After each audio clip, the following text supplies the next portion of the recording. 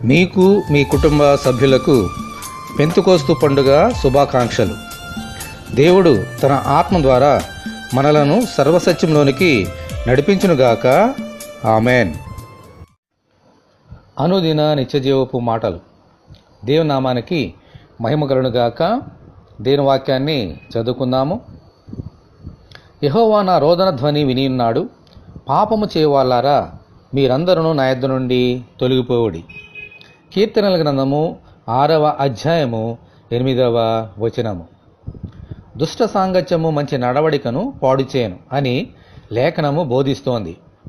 అందుకే దావీదు తన మొదటి కీర్తన యందు దుష్టుల ఆలోచన చొప్పున నడువద్దు, పాపుల మార్గమున నిలవద్దు, అపహాసకులు కూర్చుండు చోటను కూర్చుండవద్దని వ్రాశాడు. ఎంతటి నీతిమంతులైనా పాపుల వలలో చిక్కి దారి తప్పే ప్రమాదము ఉంది. అందుకనే పాపము చేయవారిని అతని వద్ద నుండి తొలగిపోమని వారితో దావీదు చెబుతున్నాడు.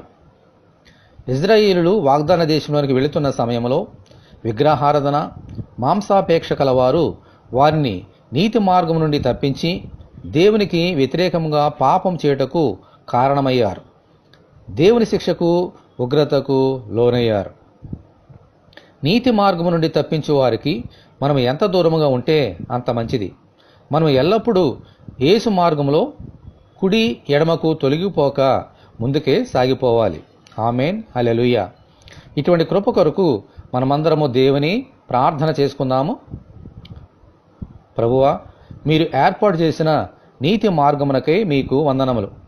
మా జీవితకాలమంతయు సత్యమైన మీ మార్గము నుండి తొలగిపోక ఆ జీవ మార్గంలోనే సాగిపోవునట్లు అనుగ్రహించమని, ఈ వాక్యము వింటున్న నీ బిడ్డలందరినీ అలాగున దీవించమని ప్రభువైన యేసుక్రీస్తు ద్వారా ప్రార్థన చేయుచున్నాము తండ్రి. ఆమెన్. ప్రభువైన యేసుక్రీస్తు కృప మనకందరికీ తోడే ఉండి నడిపించునుగాక. ఆమెన్. పరిశుద్ధ దేవుని మందిరం.